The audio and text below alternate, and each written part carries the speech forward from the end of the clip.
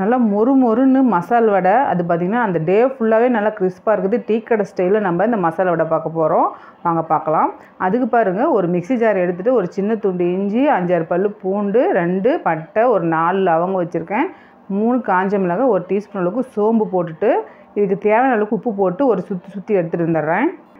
அதுக்கப்புறம் பாருங்கள், நான் வந்து மெஷரிங் கப்பில் 1 கப்பில் வந்து கடலைப்பருப்பு ஒரு 2 மணி நேரம் ஊற வச்சுருக்கேன். அதை சேர்த்துட்டு கொரப்பாக இந்த மாதிரி அரைச்சிட்டு நான் இந்த ஒரு பவுலுக்கு மாற்றிக்கிறேன். அதுக்கப்புறம் 2 மீடியம் சைஸ் வெங்காயம், பெரிய வெங்காயம் கட் பண்ணி வச்சுருக்கேன். ஒரு 2 பச்சை மிளகாய், கொஞ்சமாக மல்லி இலை, கருவேப்பிலை சேர்த்துட்டு நல்லா பிசைஞ்சு நம்ம ஒரு பால் மாதிரி செஞ்சு வச்சுக்கலாம். அதுக்கப்புறம் எண்ணெய் நல்லா காய்ஞ்சதுக்கப்புறம் இந்த பால் எடுத்துகிட்டு அமுத்தி நம்ம ஈஸியாக போட்டுடலாம். நல்லா ஈஸியாக இருக்கும். நல்லா நம்ம பால் மாதிரி செஞ்சுட்டு இந்த மாதிரி பாருங்கள், இந்த மாதிரி ப்ரெஸ் பண்ணாலே உங்களுக்கு ஈஸியாக அழகாக நல்லா கிறிஸ்பாக வடை கிடைக்கும். அதுக்கப்புறம் ஒரு கம்பி வச்சு நல்லா திருப்பி விட்டு ஈவனாக ஆனதுக்கப்புறம் நல்லா கோல்டன் கலர் வந்தோடனே எடுத்தோம்னா சூப்பராக நம்ம மசால் வடை ரெடிங்க.